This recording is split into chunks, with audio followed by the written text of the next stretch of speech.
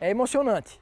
É que nem o pessoal que gosta de carro antigo, né? Pega um carro antigo, restaura, faz e vai. Mesmo sendo direção central hidráulica, aquele freião duro que não é hidrovácuo, mas o pessoal adora, é uma paixão. A minha é pelas locomotivas.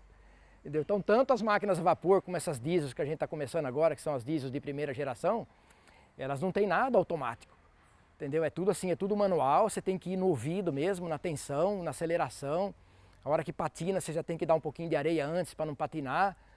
Então é assim, é uma que a gente fala, que os ferroviários antigos falavam, você, para se dar bem na operação, você tem que casar com a locomotiva, assim. Você tem que entender bem ela, para você não apanhar dela depois, entendeu? Então a operação, você tem que assim, procurar conhecer bem na locomotiva e pegar bem o jeito dela, que cada um é um jeito, cada um é uma peculiaridade. Uma anda mais, uma anda menos, uma gasta mais água, uma gasta menos água, uma é mais macia, outra é mais dura um pouquinho.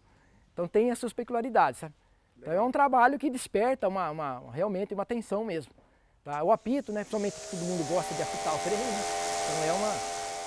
Então é uma paixão mesmo. Eu sou suspeito a respeito dessa pergunta, mas o trem é algo fascinante. O trem é uma coisa dinâmica, viva, e você é como um teatro. Cada dia que você chega aqui, a plateia é diferente. E você, as pessoas, a convivência, você tem que gostar de gente para começar a conversa, entendeu? Isso é muito importante. Mas isso, ou a pessoa, ela fica fascinada e ela segue um tempo muito grande com a gente aqui, ou ela não vai ficar. Mas normalmente todos se fascinam pelo trem, que o trem é uma coisa fantástica. Sim, como você viu, todo mundo aí parece que é meio enfeitiçado, né? Então, acho que é isso que a Maria Fumaça causa na gente, é um tipo de feitiço. A gente começa a trabalhar, aí não quer mais sair daí, muita gente entra, não tem como sair mais, sabe? Não vê a hora que chegue sábado, domingo ou feriado para estar aqui trabalhando. E como você pôde ver, é uma família. A gente trabalha aí dentro muito unido, a gente trabalha com a colaboração um com o outro. Tem o guia que explica, então em dados momentos que a gente está cantando, o guia precisa falar, a gente dá um break aí na música, ele fala, aí a gente continua. Então é uma roda, uma engrenagem que vai encaixando uma na outra para chegar aqui em Jaguariúna, deu tudo certo. Isso, então o nosso trajeto de Anhumas até Jaguariúna é 24 quilômetros. Tá? Anhumas é o quilômetro 9 da antiga Mogiana, né? O quilômetro 0 é lá no centro. O quilômetro 3 é a Guanabara e o quilômetro 9 é a estação Anhumas. Nós vamos até o 33, que é a estação de Jaguariúna. Então são 24 quilômetros. Nesse trecho nós temos 5 estações, né, que é Anhumas, que é a principal que parte. Depois tem Pedro Américo, tem a estação de Tanquinho, que é na metade do percurso. Tá? Depois tem Desembargador Furtado, Carlos Gomes, que é essa daqui, e Jaguariúna, que é a última estação. Tá? São 6 estações. O tempo de percurso é mais ou menos entre 3 horas e meia a 4 horas. Depende um pouquinho assim da capacidade do trem, né? Às vezes está mais cheio um pouquinho, está com 7 carros, 8 carros, ele vem mais lento um pouquinho. Se está com 4, 3, ele já acaba ganhando uns 5 por hora a mais, aí dá uma diferencinha no tempo. Tá? Mas é 3 horas e meia a 4 horas. Eu fiquei sabendo por amigos, pela internet, e nós viemos para cá na Páscoa e um dos objetivos de vir para cá é fazer esse passeio. Principalmente para os adultos, eu acho que é uma volta ao passado, né? Descobrimento da Maria Fumaça, como ela foi feita, então viver o passado. Aqui em Anhumas, nós temos hoje 14 carros entre madeiras e aço carbono, são os vermelhos, né, que nós estamos vendo. 2 carros em inox, todos eles abaixo da década de 50. No total, dá mais ou menos por volta de 600, 650 pessoas. Tá? Nem todo dia vão todos, a gente só leva a quantidade necessária, mas chegaram a puxar todos os carros. Velocidade máxima que ela atingiu por volta de 35 km por hora. Média chega a 20 km por hora, 19 km por hora durante o nosso passeio. Então, até que é bem lento o negócio, né? No começo ela era bem rápida, ou seja, no tempo que ela trabalhava, sim. Podia chegar a 70, 100, até 100 km por hora, dependendo do trecho, dependendo da quantidade de carga, tudo isso daí. A nossa não, a nossa é passeio, ela está com a velocidade dela reduzida realmente, até para preservar o equipamento. Parte do nosso equipamento tem mais de 100 anos, então você tem que segurar um pouquinho.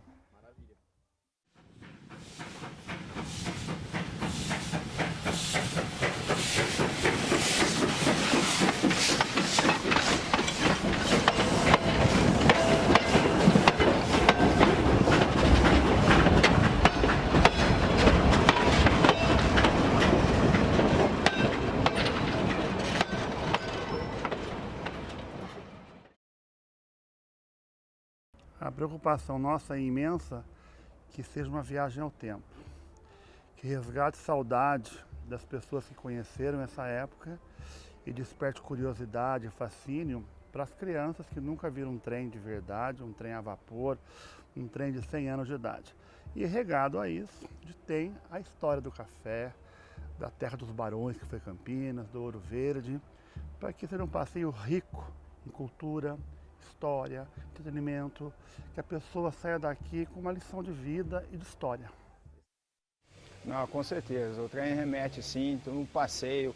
É muito gostoso o fato de ser uma Maria Fumaça, não um trem movido a combustível como o de hoje, né? Faz você ter lembrança do passado mesmo, aquele passado que a gente só via na televisão. E você poder vivenciar assim, foi muito legal para estar participando, tá fazendo esse passeio. Então, assim, eu nunca tive a oportunidade de andar. Agora eu estou realizando também uma vontade desde de criança, assim, não só do meu filho, mas a minha também. Foi bem legal. A ferrovia no Brasil, ela teve uma história muito interessante na década de 40, 50, que ela era responsável em trazer a população para as grandes cidades.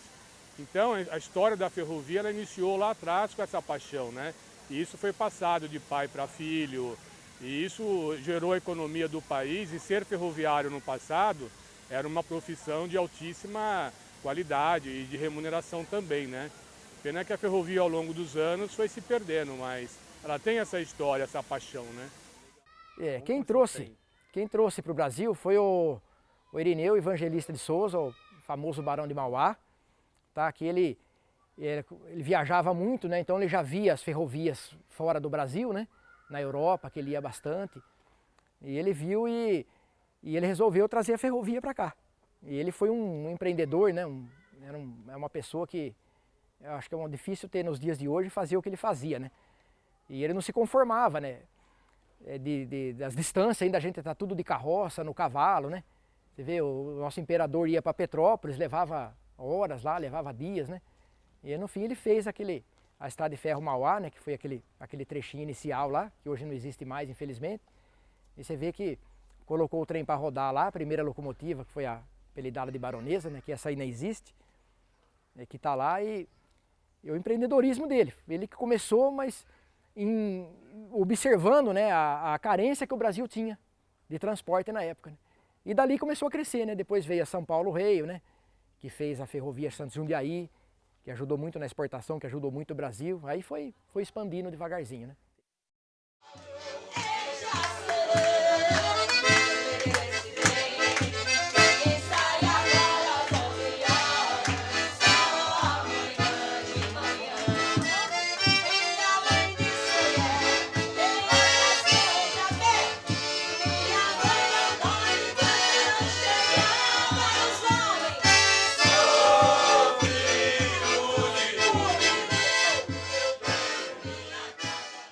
Na verdade, o que teve um grande incentivo foi o Barão de Mauá.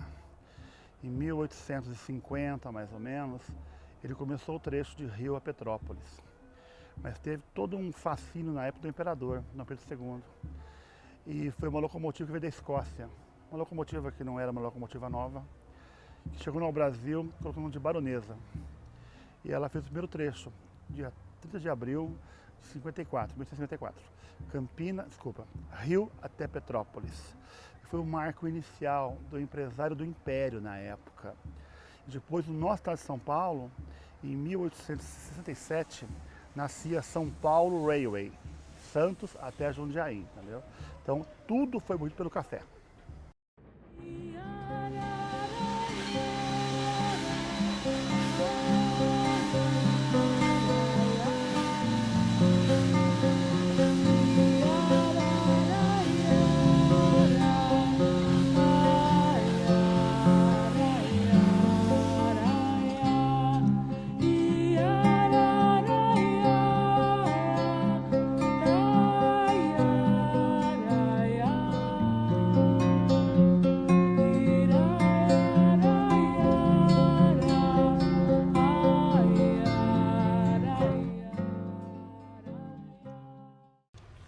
corre um risco e uma responsabilidade muito grande.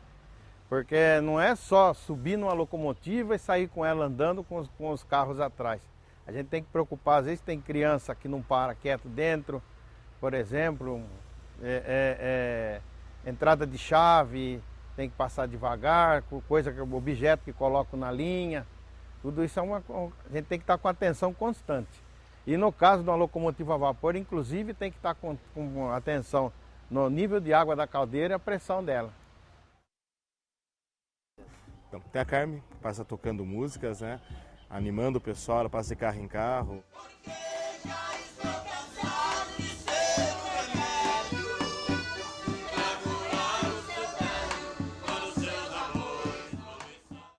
Geralmente a gente procura atender o pedido do turista. Por isso que a gente é bem eclético aí. A gente tem todos os ritmos, shot, baião, vaneirão, arrastapé, bolero, samba, valsa, sertanejo. E para atender a demanda aí dentro. Quem mantém a Maria Fumaça é a BPF, que é uma sigla, uma logomarca da Associação Brasileira de Preservação Ferroviária. Isso aqui nasceu para ser um museu estático e transformou um museu vivo para a sobrevivência. A oferta de um passeio, o trem vivo que apita, que anda, a cobrar de um ingresso, o que o visitante consome aqui dentro, isso é somado em receitas alternativas e diretas, como o ingresso, o bilhete, isso é que mantém cada parafuso que está aqui, cada pincel de tinta. Então é o visitante, é quem vem aqui é que mantém.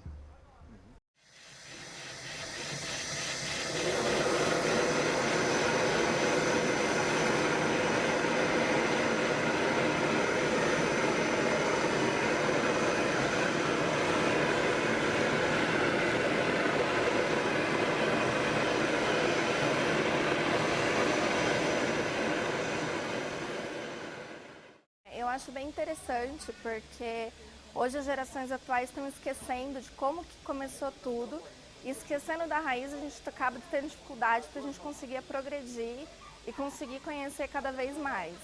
Então assim, antigamente para dirigir um trem Maria Fumaça tinha que ter tempo, tinha que ter paciência e tudo mais. Hoje o que as crianças já não têm. Então assim, é interessante para eles mostrarem, para eles conhecerem o antes e o futuro, para se preparar para o futuro. O perfil básico é família. E nesses anos que eu estou aqui, eu aprendi uma lição que as crianças é que trazem os pais. São as crianças que decidem o que a família vai fazer. Então, são eles que trazem. E tem outra fatia que é o pessoal mais idoso, o pessoal de terceira idade, o pessoal que quer fazer excursão de um dia, quer vir no trem, quer almoçar fora, ir para Serra Negra, para Pedreira. Então virou o turismo cultural de um dia. Mas o grande foco são as crianças.